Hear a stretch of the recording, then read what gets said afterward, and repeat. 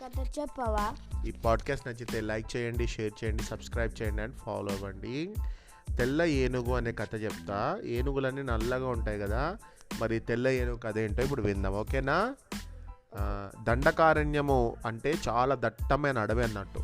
అలాంటి అడవిలో ఒక తెల్ల ఏనుగు ఉండేది. అది చాలా మంచి మంచి క్వాలిటీస్ గల ఏనుగు అన్నట్టు. ఆ ఏనుగుకు తల్లి ఒకటి ఉండేది. దానికి కళ్ళు కనిపించేవి కావు, పాపం గుడ్డిదన్నమాట. ఆ తెల్ల ఏనుగు తన తల్లిని చాలా బాగా చూసుకునేది. దానికి ఎప్పుడు ఆకలైనా కూడా తల్లికే ఈ పిల్ల ఏనుగు పొయ్యి అన్నీ తీసుకొచ్చి ఇచ్చేదన్నట్టు. ఎందుకంటే తల్లి ఏనుగుకి కళ్ళు కనబడవు కదా. ఇక ఆ అడవంతా తిరిగి చాలా రుచికరమైన పళ్ళను తెచ్చి తన గుడ్డి తల్లికి ఇచ్చేది. అన్ని రకాల సేవలు కూడా చేసేది. ఒకరోజు తెల్ల ఏనుగు ఆహారం కోసం వెళ్ళినప్పుడు దానికి ఒక మనిషి ఏడుపు వినిపించింది. తెల్ల ఏనుగు ఆ మనిషి వద్దకు వెళ్ళి, అయ్యో మనిషి, నువ్వు ఎందుకు ఏడుస్తున్నావు అని అడిగింది. అప్పుడు ఆ మనిషి, నేను ఈ అడవిలో దారి తప్పి ఇటుగా వచ్చాను. 3 రోజులుగా తిరుగుతూ ఉన్నా, నేను వెళ్ళాల్సిన దారి తెలియడం లేదు అన్నాడు. అప్పుడు ఆ ఏనుగు ఆ మనిషికి అడవి చివరన ఉన్న అతని గ్రామం వరకు దారి చూపించింది. మనిషి ఊరికి వెళ్ళగా అక్కడ రాజభటుడు, రాజుగారి ఏనుగు మరణించింది, ఒక అపురూపమైన రాజుగారికి యోగ్యమయ్యే ఏనుగును ఎవరు చూపిస్తారో వాళ్ళకి బహుమతి ఇవ్వబడుతుంది అని ప్రకటించడం విన్నాడు. అంతే, ఆ దురాశ అయినటువంటి ఆ మనిషి ఈ తెల్ల ఏనుగు చూడ్డానికి భలే ముద్దుగా ఉంది, చాలా కొత్తగా ఉంది, దీనిని ఆ రాజుగారికి పట్టిద్దామని అనుకున్నాడు. అనుకొని అప్పుడు ఏం చేసిండు, ఇది వానికి హెల్ప్ చేసిన విషయాన్ని కూడా మర్చిపోయి డబ్బుకు ఆశపడి, రాజుగారి ఏనుగు మరణించింది కదా, ఇదే సరైన సమయం, మంచిగా రాజుగారికి నేను ఈ తెల్ల ఏనుగు యొక్క జాడని చెప్తే నాకు మంచి బహుమానం వస్తుంది అని అనుకొని ఇక ఆ బహుమతికి ఆశపడి రాజభటులకు ఈ అడవిలో ఒక దూరంగా వెళ్తుంటే, దండకారణ్యం ఉంది కదా, లోపలికి వెళ్తుంటే ఒక తెల్లటి ఏనుగును చూసినా, అలాంటి ఏనుగు ఇంద్రుడి దగ్గర తప్ప ఎవరి దగ్గర లేదని అంటూ ఉంటారు, అలాంటి ఏనుగును నేను చూసిన, తెల్లగా ఉంది, మరి అది మీరు పట్టుకోండి, నేను మాత్రం అక్కడికి రాను, మీరు ఇక అడ్రస్ చెప్తాను అని అన్నాడు. అనేసరికి సరే అనుకొని ఆ రాజభటులు, సరే నువ్వు మంచి ఇది కనుక నువ్వు తప్పు చెప్పినావు అనుకో నిన్ను చంపేస్తామని అంటారు. లేదు నేను చెప్పే నిజమే, ఆ అడవిలో పెద్ద పెద్ద పెద్ద చెట్ల మధ్యలో ఒక గుహ ఉంది, ఆ గుహ దగ్గరే ఏనుగు ఉంటుంది అని చెప్తాడు.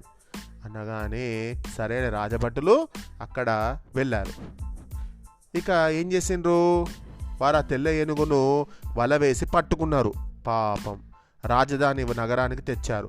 ఆ ఏనుగు ఎంతో మర్యాద చేశారు, పుష్పాలతో అలంకరించారు. రాజభటులు ఏం చేసిన వాళ్ళకు మంచి మంచి ఆహారం ఆ తెల్ల ఏనుగుకి ఇచ్చిండ్రు. కానీ ఆ తెలుగు ఒక్కదాన్ని కూడా ముట్టుకోలేదు. తన గుడ్డి తల్లిని ఎవరు చూసుకుంటారు అని బాధపడింది. ఏనుగు ఏమీ తినడం లేదు అనే సమాచారం రాజుగారికి అందింది. రాజుగారి స్వయంగా వచ్చి ఏనుగును పలకరించారు. అయ్యో ఏనుగు, నువ్వు ఎందుకు ఇలా బాధపడుతున్నావు? నువ్వు రాజు దగ్గరికి వచ్చావన్న విషయం మర్చిపోకు. రాజు దగ్గర ఉన్నావంటే నీకు ఆహారానికి కొదవ ఉండదు. నువ్వు ఎందుకు అంత బాధపడకు. నువ్వు అనవసరంగా నేను ఎంతో ఇష్టంగా చూసుకునేటువంటి ఒక ఏనుగు చనిపోయింది, దాని ప్లేస్లో నిన్ను తీసుకొచ్చినాం, నువ్వు మాతో ఉండిపో ప్లీజ్ అని అన్నాడు. అన్నా కూడా ఆ ఏనుగు, నేను ఇక్కడ ఉండను, నేను అస్సలకే ఉండను ఇక్కడ, అక్కడ నా తల్లి ఉంది, నా తల్లి గుడ్డి తల్లి, దానికి కళ్ళు కనిపించవు, అమ్మకు నేను సేవ చేయాలి, నన్ను మీరు వెంటనే అక్కడ తీసుకెళ్ళండి, నాకు ఈ రాజభోగాలు ఇవి వద్దు, నాకు అడవిలో నా తల్లి ఉంది కదా, నా తల్లి నేను చూసుకోవడంలో నాకు సుఖం ఉంది అని చెప్పింది. ఏనుగు మాటలు విని రాజు కూడా కరిగిపోయాడు.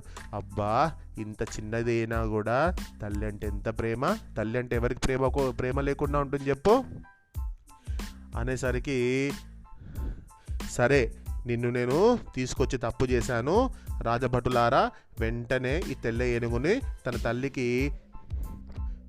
తల్లి దగ్గరికి పంపించేయండి అని చెప్పాడు రాజుగారు. ఆ మాట అనగానే తెల్ల ఏనుగు చాలా ఆనందపడింది. వెంటనే రాజుగారికి ఈ విషయం కూడా చెప్పింది. ఆ మనిషిని నమ్మవద్దు, నేను అతనికి సహాయం చేస్తే అతను నన్ను మీకు పట్టించాడు, కానీ నాకు మీ దగ్గర ఉండడం ఇష్టం లేదు, దయచేసి నన్ను పంపియండి, కానీ అతన్ని మాత్రం మీరేమనకండి అని చెప్పాడు. అయినా రాజు ఏం చేసిండంటే, నీకు హెల్ప్ చేసిన వాళ్లకు నువ్వు ఇట్లా అపాయం చేద్దామని చూస్తావా, అక్కడ అనవసరంగా తల్లి బిడ్డలను నువ్వు విడదీస్తావా అని చెప్పి ఈసారి నిన్ను వదిలేస్తున్నా, ఇంకోసారి ఇలాంటి తప్పులు చేయకు అని మందలించి విడిచిపెట్టిండు.